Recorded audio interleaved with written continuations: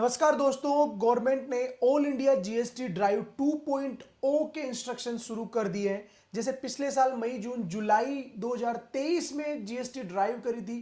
काफी business places पे GST officers गए थे, काफी के जीएसटी रजिस्ट्रेशन कैंसिल भी हुए थे और भी काफी सारी पेनल्टी लगी थी। उसी तर्ज पे फेक जीएसटी रजिस्ट्रेशन आइडेंटिफाई करने के लिए गवर्नमेंट ने इंस्ट्रक्शन जारी कर दिए हैं। अब आपकी शॉप पे भी आ सकते हैं जीएसटी ऑफिसर। आपको किन चीजों का ध्यान रखना है? सबसे पहले पीरियड इसका है दोस्तों 16 अगस्त 2024 से लेके 15 अक्टूबर 2024, ये पीरियड है। इन दिनों में कभी भी आपके ऑफिस पे आ सकते हैं। हो सकता है ये पीरियड बाद में बढ़ा भी दिया जाए, जैसे पिछले साल भी बढ़ाया गया था, बट फिलहाल के लिए ये पीरियड दोस्तों। तो क्या वो एक्शन ले सकते हैं और उससे पहले हमें क्या क्या तैयारी करनी है, जो बेसिक चीजें हमें तैयार करनी है उसके बारे में हम बात करेंगे और उसके बाद बात करेंगे कि क्या एक्शन ऑफिसर ले सकता है दोस्तों।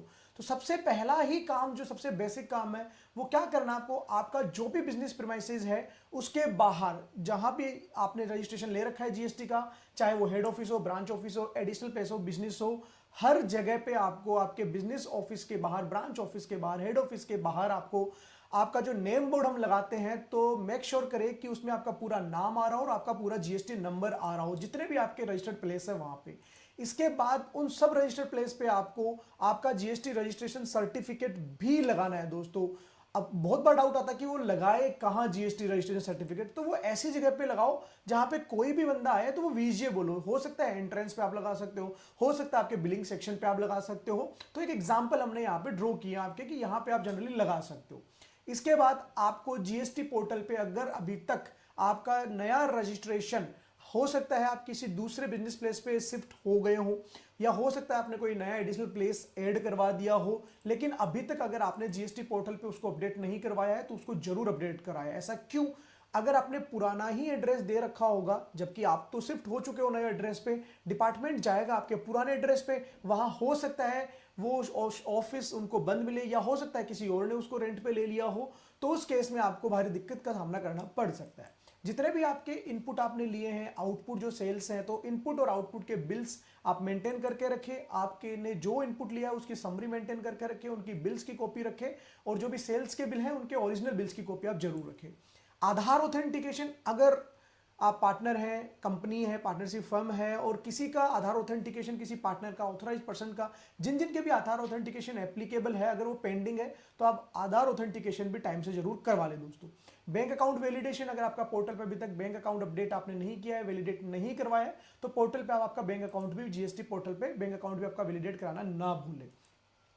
ये सबसे बड़ी क्वेरी आती है कि अगर मान लो कि हो सकता है कोई रीजन की वजह से, किसी भी रीजन की वजह से जिस दिन ऑफिसर्स आए उस दिन हमारे ऑफिस ही क्लोज है, उस केस में क्या होगा दोस्तों? तो आप, अब इसके बारे में कानून में तो डायरेक्टली कहीं नहीं लिखा है कि अगर ऑफिस बंद हो तो आपको क्या करना चाहिए, बट आपको जनरली जो एडवाइस किया जाता है वो ये कि मान लो हो सकता है 2 दिन, 3 दिन, 4 दिन, 5 दिन आपको कहीं बाहर जाना पड़ गया हो और आप ही एक पर्सन हो जो बिजनेस को मैनेज करते हो, इस वजह से मान लो आपका ऑफिस क्लोज है, या एक से ज्यादा पर्सन भी हो जो मैनेज करते हो, अगर सभी अवेलेबल नहीं है तो आप एक काम जरूर करें। आपके ऑफिस के बाहर, बिजनेस प्लेस के बाहर आप एक बोर्ड या एक पंपलेट, कुछ भी आप ऐसा साइन लगा के जाएं जिसको पढ़ के उनको ऐसा लगे कि हाँ भाई, वहां पे आपने रीजन दिया है कि 5 दिन, हो सकता है घर में कोई इमरजेंसी आ गई हो सकता है कोई फंक्शन हो, तो उसका एक बाहर नोटिस जरूर आप चिपका के जाए। नीचे आप आपका नंबर भी लिख सकते हो दोस्तों। इसके बाद जो भी बिजनेस का ओनर है, प्रोपराइटर हो सकता है, या फिर अगर पार्टनर है, पार्टनरशिप फर्म है तो पार्टनर्स हो सकते हैं, एचयूएफ है तो कर्ता, कंपनी है तो डायरेक्टर, ऑथोराइज सिग्नेटरी, जो भी ऑथोराइज सिग्नेटरी है, इन सब के आपको केवाईसीज मेंटेन करके रखनी है आपके बिजनेस प्लेसेस पे। केवाईसीज में आधार, पैन कार्ड, फोटो, ये सब आता है दोस्तों। उसके बाद अगर आपकी फर्म है, कंपनी है, एचयूएफ है, तो इनके आपको पैन नंबर भी मेंटेन करके रखना जरूरी है आपके बिजनेस प्लेस पे।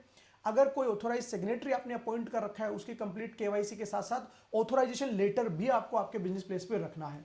ऑफिस एड्रेस प्रूफ, ये सबसे इंपॉर्टेंट है दोस्तों। आपने ऑफिस हो सकता है रेंट पे लिया हो तो आपके पास रेंट एग्रीमेंट होगा, आपके पास एनओसी होगी, आपका खुद का ऑफिस है तो इलेक्ट्रिसिटी बिल आपके पास होना चाहिए, आपके पास रजिस्ट्री की कॉपी होनी चाहिए। तो ऑफिस एड्रेस प्रूफ के जो भी डॉक्यूमेंट्स आपके पास जरूरी है वो आपके पास ऑफिस में होने चाहिए। जब हम जीएसटी नंबर लेते हैं तो आप सबको पता है कि ऑफिस एड्रेस प्रूफ में हम क्या क्या दिखाते हैं, तो जो भी डॉक्यूमेंट्स आपने वहां अपलोड किए हैं, मेक श्योर कि आपके पास वहां पे वो हार्ड कॉपी में ओरिजिनल भी पड़े हुए हों दोस्तों। इसके बाद हाँ, अब काफी लोग बोल सकते हैं क्या रजिस्ट्री की कॉपी भी ओरिजिनल होना जरूरी है, क्योंकि हो सकता है वो लोन पे चल रहा हो, बैंक के पास हो, उस केस में ठीक है, आपके पास जीरोक्स तो होना जरूरी है ही दोस्तों। अब इसके बाद मान लो हो सकता है आपने प्लेस रेंट पे ले रखा हो या एनओसी में ले रखा हो। अगर आपने रेंट पे ले रखा है तो आपको ये चेक करना है कि कहीं आपका रेंट एग्रीमेंट एक्सपायर तो नहीं हो गया हो, या आपको पता है कि रेंट एग्रीमेंट एक्सपायर तो हो गया बट आपने जीएसटी पोर्टल पे अभी तक अपडेट नहीं किया हो। तो ध्यान रहे जीएसटी पोर्टल पे हमेशा अपडेटेड जो एक्टिव रेंट एग्रीमेंट है वो ही रहना चाहिए। इसके बाद आपका जो इनकॉर्पोरेशन से रिलेटेड सर्टिफिकेट्स हैं, अगर आप पार्टनरशिप फर्म हो तो डीड होगी, आप कंपनी हो तो कंपनी इनकॉर्पोरेशन सर्टिफिकेट होगा, तो इनकॉर्पोरेशन से रिलेटेड सर्टिफिकेट आपके बिजनेस प्लेस पे होने चाहिए। ईवे बिल से रिलेटेड कॉपी भी वो आपसे मांग सकते हैं, ईवे बिल के कॉपीज आपके पास होनी चाहिए। बैंक अकाउंट डिटेल, आपका जो भी बिजनेस का बैंक अकाउंट डिटेल है दोस्तों, उसकी copy of cancelled cheque, passbook या बैंक स्टेटमेंट, इन तीनों में से कुछ ना कुछ आपके पास एज ए प्रूफ होना चाहिए दोस्तों। तो ये डॉक्यूमेंट जो है वो कंप्लीट लिस्ट नहीं है कि इसके अलावा और कुछ नहीं मांगा जा सकता है, बट एक ये इंक्लूसिव लिस्ट है, तो कम से कम आप ये तो तैयार करके रखें जिससे काफी कुछ सहूलियत आपको मिलने वाली है। बाकी अगर आपने कुछ गलत नहीं किया है, कोई फेक इनपुट से रिलेटेड या कोई फेक इनवॉइस आपने जारी नहीं किया है, आप अप टू डेट है, सारी चीजें मेंटेन करके रख रहे हैं, तो आपको घबराने की जरूरत नहीं है। इसका जो बेसिक पर्पज है, गवर्नमेंट का बेसिक पर्पज यही है कि कहीं कोई ऐसी फॉर्म तो रन नहीं हो रही है जो फिक्टिशियस है, एग्जिस्टेंस ही नहीं है, केवल वो फर्जी बिल ही काट रहे हैं, गवर्नमेंट का ये पर्पज है चेक करने का। अब मान लो कि कुछ एक्शन लेते हैं जीएसटी ऑफिसर, तो उन एक्शन में क्या क्या शामिल है दोस्तों। सबसे पहला एक्शन, जीएसटी रजिस्ट्रेशन आपका कैंसिल हो सकता है। मान लो ऑफिसर आता है, उसको बिजनेस प्लेस मिलता ही नहीं है या कोई मिलता ही नहीं है और वो वेरीफाई नहीं कर पाता है कि ये बिजनेस एक्चुअली में एग्जिस्टेंस में है क्या, तो आपका नोटिस सस्पेंड किया जा सकता है। सस्पेंशन का नोटिस देके बाद में अगर समय से जवाब नहीं दिया जाता तो उसको कैंसिल भी किया जा सकता है। आपकी जो इनपुट टैक्स क्रेडिट है रूल 86A के हिसाब से उसको ब्लॉक भी किया जा सकता है। इसके बाद अगर आपकी मान लो इनपुट टैक्स क्रेडिट ब्लॉक हो गई because you are a fictitious person, non existent person, तो आपने जिन जिन को बिल दिए हैं उन बायर्स को भी आइडेंटिफाई करके उनका जो भी रेस्पेक्टिव जुरिडिक्शनल ऑफिसर है उसको डिटेल भेजी जा सकती है। वो कैसे आइडेंटिफाई करेंगे, आपकी जीएसटीआर 1 से वो आइडेंटिफाई कर लेंगे। अब उन बायर्स ने, जो आपके बायर्स थे, क्योंकि आप तो फिक्टिशियस पाए गए, अब आपके बायर्स ने जो इनपुट लिया होगा उसकी रिकवरी भी डिपार्टमेंट कर सकता है। साथ के साथ डिपार्टमेंट और क्या एक्शन ले सकता है, डिपार्टमेंट उस मास्टरमाइंड को या जो बेनिफिशियरी है ऐसे फर्जी जीएसटी नंबर के पीछे, किसी ने फर्जी जीएसटी नंबर लिया, डिपार्टमेंट ने आइडेंटिफाई किया, तो उस पर्सन को भी डिपार्टमेंट रिकवर कर सकता है। उस पर्सन से गवर्नमेंट ड्यूज जितने भी है वो रिकवर कर सकता है। उसकी प्रॉपर्टी, बैंक अकाउंट वगैरह को भी गवर्नमेंट अटैच कर सकता है दोस्तों। तो आपको इन सब चीजों का ध्यान रखना है। बेसिकली ये जो 16-17 पॉइंट हमने डिस्कस किए हैं, ये डॉक्यूमेंट्स आप मेंटेन करके जरूर रखें और आपके आसपास के लोगों के साथ भी इसको शेयर करना बिल्कुल भी ना भूलें दोस्तों। मिलते हैं नई वीडियो में नई जानकारी के साथ, तब तक थैंक यू सो मच। जय हिंद, जय भारत।